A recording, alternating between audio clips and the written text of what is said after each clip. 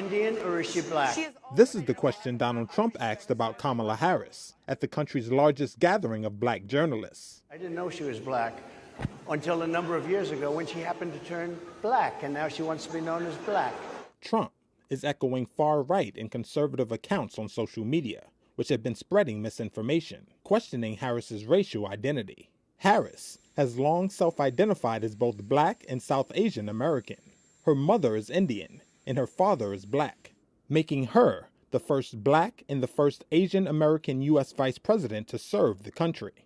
She's faced a barrage of sexist and racist attacks online since launching her White House campaign earlier this month. What he just said, what you just read out to me, is repulsive, it's insulting. This is White House Press Secretary Karine Jean-Pierre responding to Trump's remarks shortly after. No one has any right to tell someone who they are, how they identify. That is no one's right. Trump's first ever appearance at the National Association of Black Journalists annual convention on Wednesday was tense throughout. Are you with ABC? Because I think they're a fake news network. While on stage, he took jabs at ABC, the questions being asked, and even the equipment.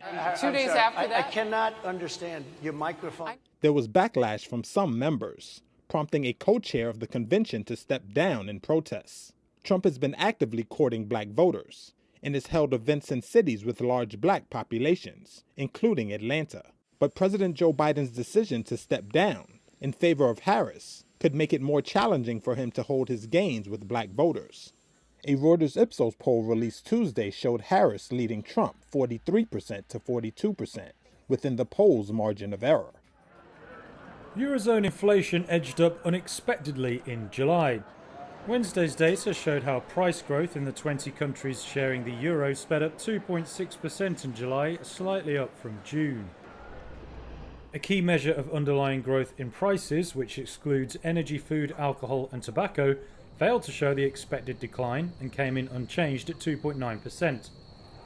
Wednesday's data didn't end market expectations for an interest rate cut by the European Central Bank in September, as they expect inflation to eventually ease. But it did strengthen concerns about a difficult final effort for the ECB to bring down inflation. Eurozone inflation has fallen a long way since hitting double digits in late 2022. Progress has stalled in recent months as prices in the services sector got a boost from higher salaries.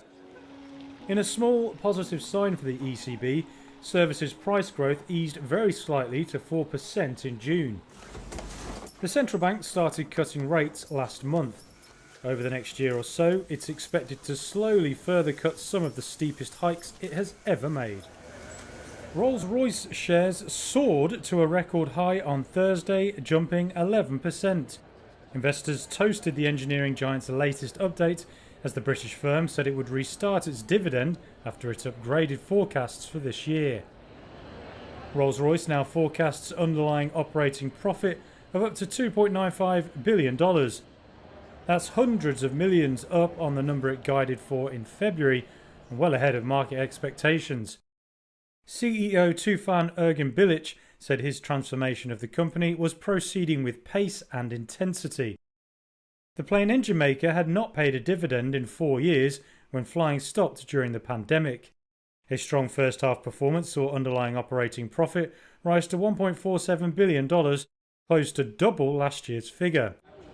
Rolls-Royce's operating margin rose to 14%, with the biggest gain in its civil aerospace unit. The group also raised its forecast for free cash flow of up to $2.8 billion.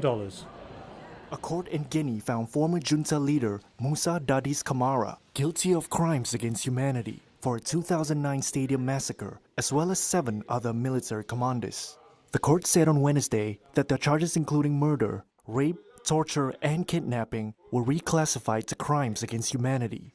The 60-year-old was the ruler of Guinea when over 150 people were killed at a pro-democracy rally in September 2009. Tens of thousands had gathered at a stadium in Conakry to urge Camara not to run for president. Many were shot, stabbed, beaten, or crushed in a stampede as security forces fired tear gas and charged the stadium. Prosecutors said during the trial that security forces raped at least a dozen women. Fatoumata Berry was a witness to the massacre. After 15 years, we really thank the President of the Court for having thought about the qualifications of the facts. This is a crime against humanity. The person responsible must take responsibility. International criminal law must be applied to national law. We are satisfied. We are part of history. And all the African leaders who come here, they see that they didn't lead sheep. They led human beings. Too many crimes. Human rights have been violated. We must respect human rights. Camara was recaptured after escaping prison last November and sat calmly in court as he was sentenced to 20 years in prison. Another high-level official, Lieutenant Abubakar Siddiqui Diakite, was sentenced to 10 years in prison for his cooperation with the court, while Colonel Musa Tiekbro Camara, who is in charge of fighting organized crime, was sentenced to 20 years. Facebook owner Meta Platforms beat forecasts over the second quarter and reckons the coming months could be even better. Revenue jumped 22% to just over $39 billion, exceeding expectations. The firm credited strong ad sales. It also said it was seeing the benefits of a project using AI to better target and deliver advertising.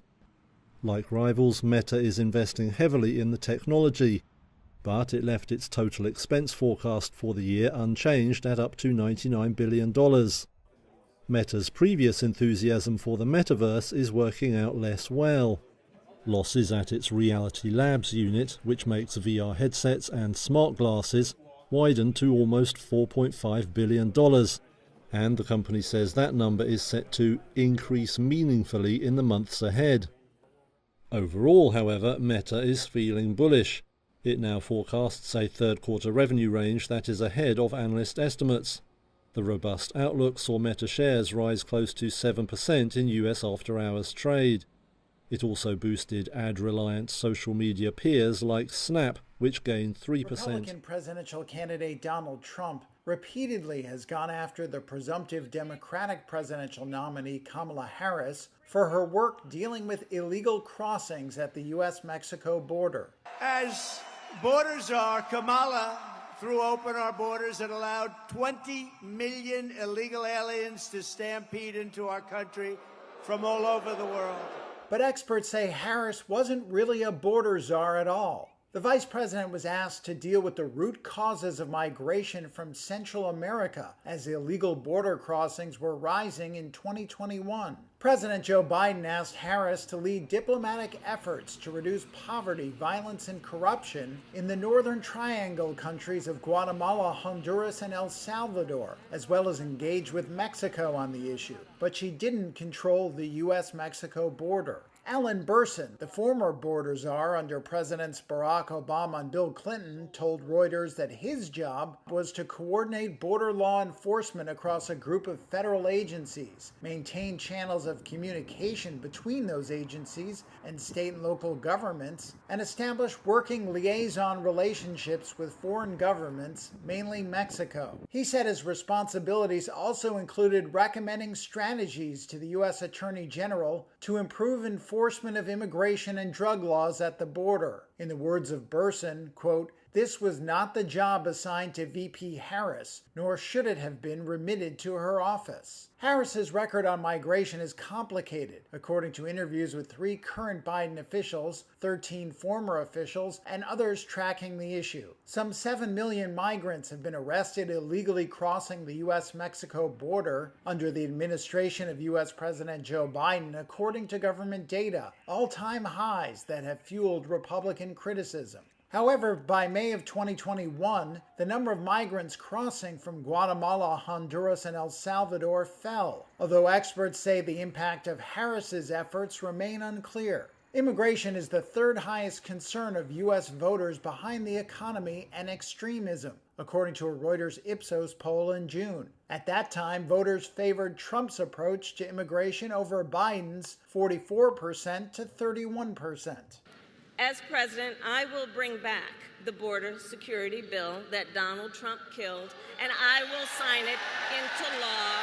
The Harris campaign, in a statement to Reuters, portrayed Trump as an extremist whose administration separated thousands of migrant families and who helped sink the bipartisan border security bill in the U.S. Senate.